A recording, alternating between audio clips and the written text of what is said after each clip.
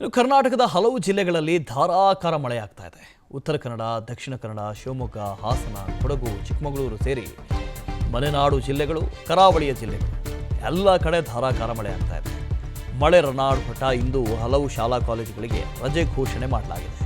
ಉತ್ತರ ಕನ್ನಡ, ದಕ್ಷಿಣ ಕನ್ನಡ, ಉಡುಪಿ, ಕರಾವಳಿಯ ಜಿಲ್ಲೆಗಳು, ಚಿಕ್ಕಮಗಳೂರು, ಕೊಡಗು, ಹಾಸನ, ಶಿವಮೊಗ್ಗ, ಮಲೆನಾಡು ಜಿಲ್ಲೆಗಳು ಈ ಭಾಗದಲ್ಲಿ ಮಳೆ ವಿಪರೀತವಾಗಿ ಸುರಿತಾ ಇದೆ. ಮುಂಗಾರು ಮಳೆಯ ರಣಾರ್ಭಟ ಹೆಚ್ಚಾಗಿದೆ, ಜೋರಾಗಿದೆ. ಈ ಹಿನ್ನೆಲೆಯಲ್ಲಿ ಕೆಲ ಶಾಲಾ ಕಾಲೇಜುಗಳಿಗೆ, ಕೆಲ ಜಿಲ್ಲೆಗಳಲ್ಲಿ ರಜೆ ಘೋಷಣೆ ಮಾಡಲಾಗಿದೆ. ಮುನ್ನೆಚ್ಚರಿಕಾ ಕ್ರಮವಾಗಿ ರಜೆ ಘೋಷಣೆ ಮಾಡಿದ್ದಾರೆ. ಕಳೆದ 3-4 ವಾರಗಳಿಂದ ನೋಡ್ತಾ ಇದ್ದೀವಿ, ಬಿಟ್ಟು ಬಿಡದೆ ಮಳೆ ಆಗ್ತಾ ಇದೆ. ಅದರಲ್ಲೂ ಪ್ರಮುಖವಾಗಿ ಕರಾವಳಿ ಜಿಲ್ಲೆಗಳು, ಮಲೆನಾಡು ಭಾಗ, ಜೊತೆಗೆ ಈ ಮಹಾರಾಷ್ಟ್ರದ ಘಟ್ಟ ಭಾಗದಲ್ಲಿ ಮಳೆ ಆಗ್ತಾ ಇರೋದ್ರಿಂದ ಬೆಳಗಾವಿ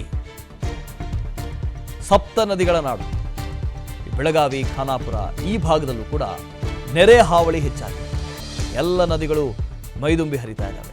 ಈ ಹಿನ್ನೆಲೆಯಲ್ಲಿ ಈ ಭಾಗದಲ್ಲಿ ಒಂದಷ್ಟು ಶಾಲಾ ಕಾಲೇಜುಗಳಿಗೆ ರಜೆ ಘೋಷಣೆ ಮಾಡಲಾಗಿದೆ. ಮುನ್ನೆಚ್ಚರಿಕಾ ಕ್ರಮವಾಗಿ ರಜೆ ಘೋಷಣೆ ಮಾಡಿದ್ದಾರೆ. ಕರ್ನಾಟಕದ ಹಲವು ಜಿಲ್ಲೆಗಳಲ್ಲಿ ಧಾರಾಕಾರ ಮಳೆ ಆಗ್ತಾ ಇದೆ. ಪ್ರಮುಖವಾಗಿ ಕರಾವಳಿ ಜಿಲ್ಲೆ ಹಾಗೂ ಮಲೆನಾಡು ಜಿಲ್ಲೆಗಳಲ್ಲಿ ಉಡುಪಿ, ಶಿವಮೊಗ್ಗ, ಕಾರವಾರ ಈ ಭಾಗದಲ್ಲಿ ಮಳೆ ಹೆಚ್ಚಾಗಿದೆ. ಸುಮಾರು 10 ತಾಲೂಕಿನ ಶಾಲಾ ಕಾಲೇಜುಗಳಿಗೆ ಇವತ್ತು ರಜೆ ಘೋಷಣೆ ಮಾಡಲಾಗಿದೆ.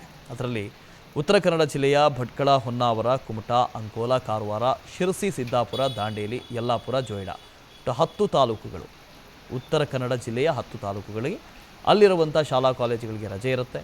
ಉತ್ತರ ಕನ್ನಡ ಜಿಲ್ಲಾಧಿಕಾರಿ ಲಕ್ಷ್ಮೀಪ್ರಿಯಾ ಈ ಆದೇಶವನ್ನು ಕೊಟ್ಟಿದ್ದಾರೆ. ಅದರಲ್ಲೂ ಪ್ರಮುಖವಾಗಿ ಉತ್ತರ ಕನ್ನಡ ಜಿಲ್ಲೆಯಲ್ಲಂತೂ ಧಾರಾಕಾರ ಮಳೆಯಾಗ್ತಾ ಇದೆ.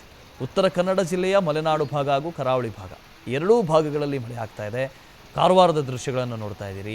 ನೋಡಿ, ಅಘನಾಶಿನಿ ನದಿಯ ಪ್ರವಾಹ ಹೇಗಿದೆ ಅಂಥೇಳಿ, ಪ್ರವಾಹ ಪರಿಸ್ಥಿತಿ ಎದುರಾಗಿದೆ. ಜಿಲ್ಲೆಯಲ್ಲಿರುವಂಥ ಬೇರೆ ಬೇರೆ ನದಿಗಳು ಕೂಡ ಅಪಾಯದ ಮಟ್ಟ ಮೀರಿ ಹರಿತಾ ಇದ್ದಾವೆ. ಘಟ್ಟ ಭಾಗದಲ್ಲಿ ವಿಪರೀತ ಮಳೆ ಆಗ್ತಾ ಇರೋದ್ರಿಂದ ಪ್ರವಾಹ ಪರಿಸ್ಥಿತಿ ತಲೆದೋರಿದೆ. ಇನ್ನು ಕರಾವಳಿ ಭಾಗದ ಈ ಕಾರವಾರ, ಹೊನ್ನಾವರ, ಭಟ್ಕಳ, ಅಂಕೋಲ ಈ ಭಾಗದಲ್ಲೂ ಕೂಡ ಮಳೆ ಆಗ್ತಾ ಇದೆ. ಮುಂಗಾರು ಮಳೆಯ ಆರ್ಭಟ ಹೆಚ್ಚಾಗಿದೆ. ಇನ್ನು ಮಡಿಕೇರಿ, ಮಂಗಳೂರು, ಹಾಸನದ ದೃಶ್ಯಗಳನ್ನು ನೋಡ್ತಾ ಇದ್ದೀರಿ. ಮಲೆನಾಡು ಭಾಗ ಕೊಡಗು ಹಾಗೂ ಹಾಸನದಲ್ಲೂ ಕೂಡ ವಿಪರೀತ ಮಳೆ ಆಗ್ತಾ ಇದೆ. ಹಾಸನದ ಸಕಲೇಶ್ಪುರ ಆಗಿರ್ಬೋದು, ಆಲೂರು ಆಗಿರ್ಬೋದು, ಬೇಲೂರು ಆಗಿರ್ಬೋದು ಈ ಭಾಗದಲ್ಲಿ ಮಳೆ ಪ್ರಮಾಣ ಹೆಚ್ಚಾಗಿದೆ. ಇನ್ನು ಕೊಡಗಿನಲ್ಲಿ ಮಡಿಕೇರಿ, ಕುಶಾಲನಗರ ಈ ಭಾಗದಲ್ಲಿ ಮಳೆ ಪ್ರಮಾಣ ಹೆಚ್ಚಾಗಿದೆ. ಹಾಗಾಗಿ ಕಾವೇರಿ ನದಿಗೆ ಒಳಹರಿವಿನ ಪ್ರಮಾಣವೂ ಕೂಡ ಹೆಚ್ಚಾಗಿದೆ. ಮತ್ತೊಮ್ಮೆ ತ್ರಿವೇಣಿ ಸಂಗಮ ಜಲಾವೃತವಾಗಿದೆ. ಇನ್ನು ಅಂಕೋಲದ ಶಿರೂರು ಬಳಿ ಗುಡ್ಡ ಕುಸಿತ ಪ್ರಕರಣಕ್ಕೆ ಸಂಬಂಧಪಟ್ಟ ಹಾಗೆ 3ನೇ ದಿನವೂ ಮಣ್ಣು ತೆರವು ಕಾರ್ಯಾಚರಣೆ ಇವತ್ತು ಆರಂಭ ಆಗುತ್ತೆ. ಬೆಳಗ್ಗೆಯಿಂದ ಇಂದು ಬೆಳಗ್ಗೆ 8 ಗಂಟೆಗೆ ಮಣ್ಣು ತೆರವು ಕಾರ್ಯಾಚರಣೆ ಮತ್ತೆ ಆರಂಭ ಆಗುತ್ತೆ. ಉತ್ತರ ಕನ್ನಡ ಜಿಲ್ಲೆಯ ಅಂಕೋಲ ತಾಲೂಕಿನ ಶಿರೂರಿನಲ್ಲಿ ಗುಡ್ಡ ಕುಸಿತ ಆಗಿ 7 ಜನ ಸಾವನ್ನಪ್ಪಿದರು. ರಾಷ್ಟ್ರೀಯ ಹೆದ್ದಾರಿ 66ರಲ್ಲಿ ಮಣ್ಣು ತೆರವು ಕಾರ್ಯಾಚರಣೆ ನಡೀತಾ ಇದೆ. ಗುಡ್ಡ ಕುಸಿತ ಸ್ಥಳದಲ್ಲೇ ಕಾರು, ಲಾರಿ ಸಿಕ್ಕಾಕೊಂಡಿರುವಂಥ ಶಂಕೆ ಕೂಡ ಇದೆ. ಇನ್ನು ರಾತ್ರಿಯಿಂದ ನಿರಂತರವಾಗಿ ಮಳೆ ಆಗ್ತಾ ಇದೆ. ಮಳೆ ಸುರಿತಾ ಇರುವಂಥ ಹಿನ್ನೆಲೆಯಲ್ಲಿ ಕಾರ್ಯಾಚರಣೆ ಮತ್ತಷ್ಟು ವಿಳಂಬ ಆಗುವಂಥ ಸಾಧ್ಯತೆಯೂ ಕೂಡ ಇದೆ. ಕಾರು, ಲಾರಿ ಈ ಥರದ ಬೇರೆ ಬೇರೆ ವಾಹನಗಳು ಈ ಮಣ್ಣಿನ ಅಡಿಯಲ್ಲಿ ಮತ್ತೆ ಸಿಲುಕಿಕೊಂಡಿದೆ.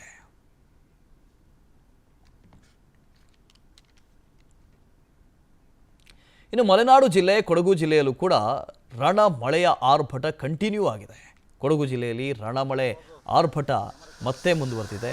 ನಿರಂತರ ಮಳೆಯಿಂದಾಗಿ ಜಿಲ್ಲೆಯಲ್ಲಿ ಅವಾಂತರವೇ ಸೃಷ್ಟಿಯಾಗಿದೆ. ರಾಷ್ಟ್ರೀಯ ಹೆದ್ದಾರಿ 275ರ ಕರ್ತೋಜಿ ಬಳಿ ರಸ್ತೆ ಒಂದು ಉಬ್ಬಿದೆ.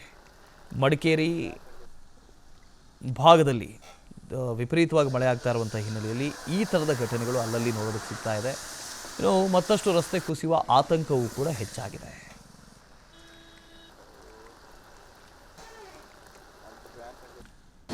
ಅನುಕ್ಷಣದ ಸುದ್ದಿಗಳಿಗಾಗಿ ವಿಸ್ತಾರ ನ್ಯೂಸ್ ಯೂಟ್ಯೂಬ್ ಚಾನೆಲ್ ಸಬ್ಸ್ಕ್ರೈಬ್ ಮಾಡಿ. ಹೊಸ ಸುದ್ದಿಗಳ ನೋಟಿಫಿಕೇಶನ್ಗಾಗಿ ಬೆಲ್ ಐಕಾನ್ ಕ್ಲಿಕ್ ಮಾಡಿ. ಲೇಟೆಸ್ಟ್ ಅಪ್ಡೇಟ್ಸ್ಗಾಗಿ www.vistaranews.com ವೆಬ್ಸೈಟ್ಗೆ ವಿಸಿಟ್ ಮಾಡಿ. ಅಂಗೈಯಲ್ಲೇ ಜಗತ್ತಿನ ಸುದ್ದಿ ತಿಳಿಯಲು ವಿಸ್ತಾರ ನ್ಯೂಸ್ ಕನ್ನಡ ಆಪ್ ಡೌನ್ಲೋಡ್ ಮಾಡಿ.